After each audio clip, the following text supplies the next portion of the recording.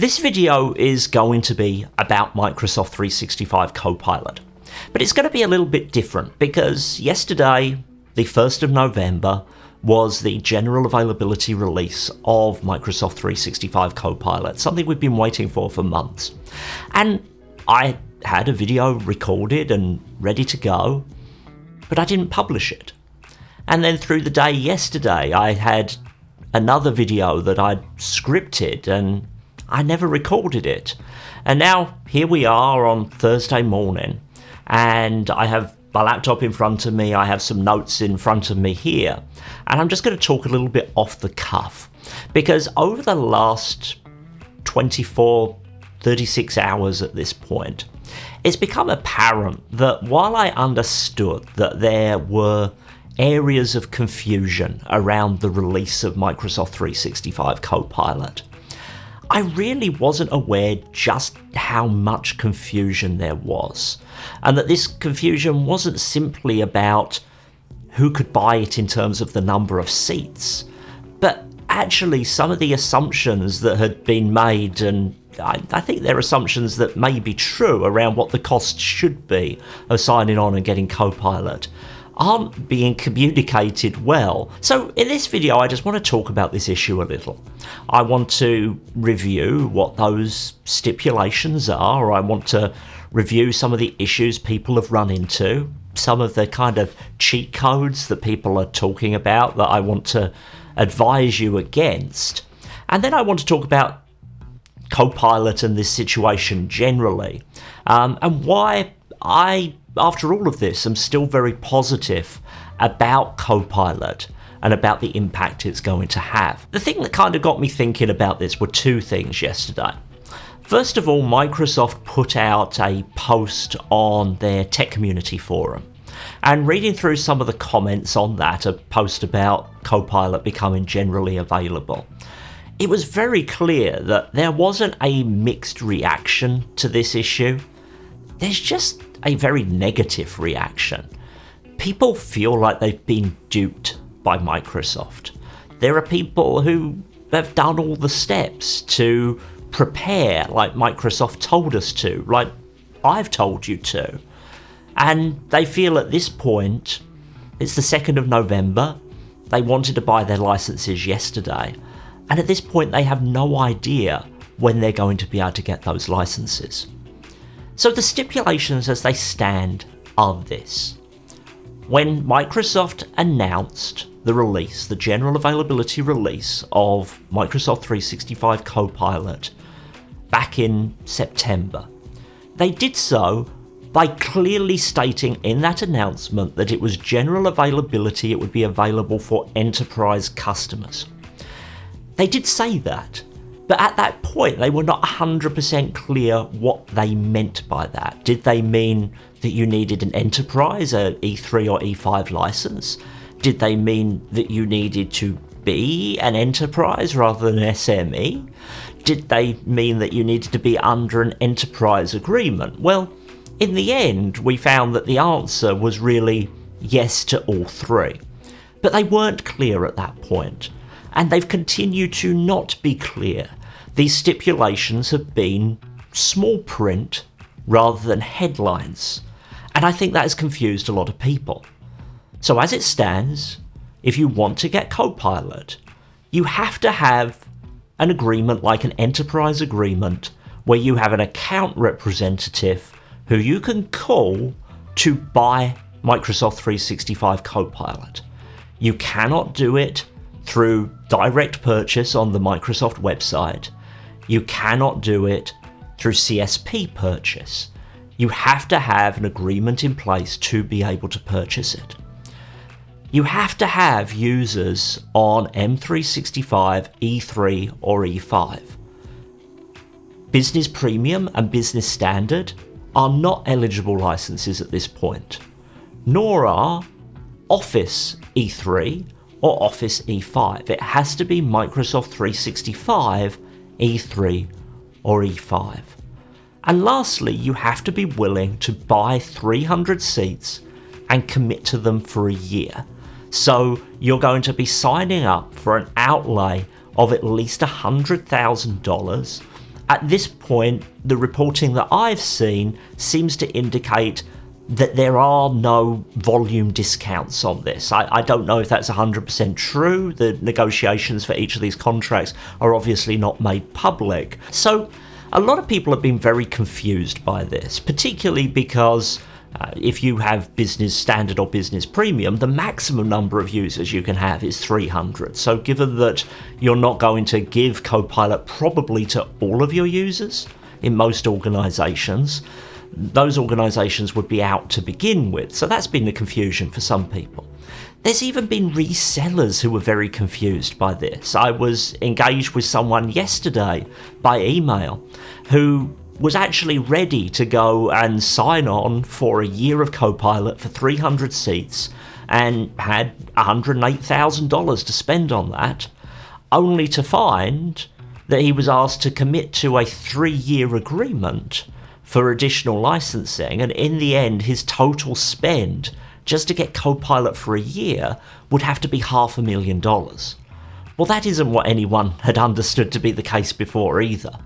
So I can completely understand why a lot of people are very confused about this.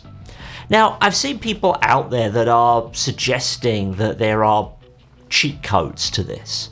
If you're currently on Business Premium, if you upgrade now to E5, is that going to get you to the front of the line for the next round of release? If you buy other Copilot products, I saw someone left a message on my YouTube this morning. If you buy Sales Copilot, is that going to get you to the front of the line? Well, the answer is no one knows. I don't even know whether Microsoft knows at this point. But it does seem likely, based on what Microsoft has said to date, that they will continue rolling this out, and that those other license tiers that they've announced as eligible will become eligible in the future. So if you are on Business Premium right now, unless you're also willing to buy 300 seats of E3 or E5, and you're willing to commit to Copilot for a year, simply upgrading your existing licenses isn't going to help you. Equally, if you don't have Microsoft 365 Copilot and you go and buy Sales Copilot, or you buy Dynamics 365 to get Sales Copilot, there's nothing to indicate that's going to help you either. So I understand why people are very frustrated about this, and it is just down to communications.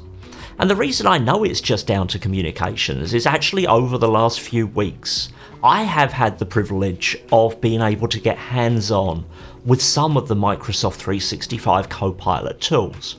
And whereas before this, I've been talking very theoretically about what Copilot will do and how it will transform business based upon just seeing the marketing materials that Microsoft has put out.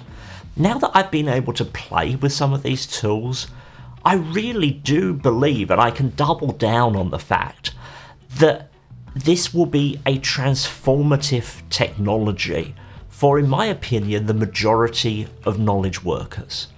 And whether you're able to get your hands on it today, or whether you have to wait until the end of the year or even into 2024 to get your hands on this technology, I think eventually this is going to get to a point where anyone who currently gets value from Microsoft 365 is going to get value from Microsoft 365 Copilot.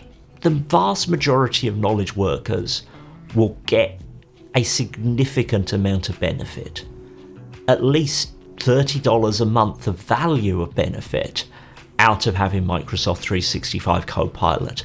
And I wouldn't be surprised if by this time next year, or maybe this time in 2025, we're talking about Copilot in terms of adoption numbers in the same way that we were talking about Teams in terms of adoption numbers through the coronavirus pandemic. The good news is all of those preparation steps that you may have been doing up until now, making sure that your data is in the right place, making sure that your employees have just enough access, all of those things are still going to be a benefit to you when you finally are able to get your hands on Copilot.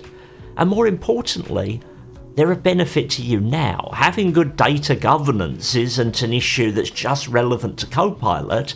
It's an issue that's relevant to running your business in a safe and secure way every day. So don't see the effort that you might have put in the months gone by as wasted effort. See it as an investment in making AI work well in the future, but making your business work more securely today. I think there's also a big piece of work that we can do regarding how we adopt AI with our people. Making sure that our employees fully understand what value AI is going to bring, but also what risks it creates. Another thing that is now generally available, and really is generally available to everyone, is my new book, Who's in the Copilot Seat. This is a guide focused on small business leaders for how to navigate this new AI age. And it deals with a lot of these issues, not from a purely technical perspective, but from a leadership and people-centered perspective, to think about how do we address risks, how do we address governance, how do we develop our workforce, how do we address concerns that employees may have that AI is going to come along and take their jobs or radically change them for the negative. I'll leave a link below where you can go and check that out. Additionally, I've got some new services available on my website too. I know that a lot of you are interested in support with these issues, but you're not looking for a big long-term project right now. You're looking for gaining a bit of understanding, for some coaching, for remediating some problems or challenges you may be having around AI or digital transformation issues. So I actually have now published on my website a bookable hour of digital transformation coaching. Those are two opportunities that are there now that you can use to help you in this journey. So to wrap up, I think it's clear Microsoft has screwed this up. I don't think they meant to, but I think that probably the most likely cause for this situation is that there was a tension between the marketing needs and the product needs. I'm not going to delve into that too much because I published a video about this exact issue last week. Microsoft was the first out the gate with this, and then Google beat them to release of an equivalent product. And so there was a lot of pressure on Microsoft. And if you look at what happened in the news yesterday, they were able to get their press briefings out that they had got this out. They were able to get things published to talk about Microsoft, to talk about Microsoft 365 Copilot. But I'm not sure that Microsoft understood just how much excitement there was for these products and how many people would be disappointed in not being able to get them. So I'm hopeful that seeing some of this community feedback, Microsoft will start to communicate differently about this and understand that there's a heck of a lot of excitement out there, and they need to mitigate the concerns that people have got and start telling us when this stuff is likely to be ready, or at the very least, why there's a hold up in getting it out. But the important thing that we all need to remember is that comms and marketing is one thing. We don't buy Microsoft products because of their comms and marketing. We don't buy any product because of their comms and marketing, hopefully. Hopefully we buy products because they're good products. They're well-engineered products. They're secure products. They're useful products. And in my experience, Microsoft 365 Copilot is a set of products that is well designed. It does much of what Microsoft has said it's going to do. It's not 100% complete yet, but it's very clear that the product is on the path to where Microsoft wants to get it.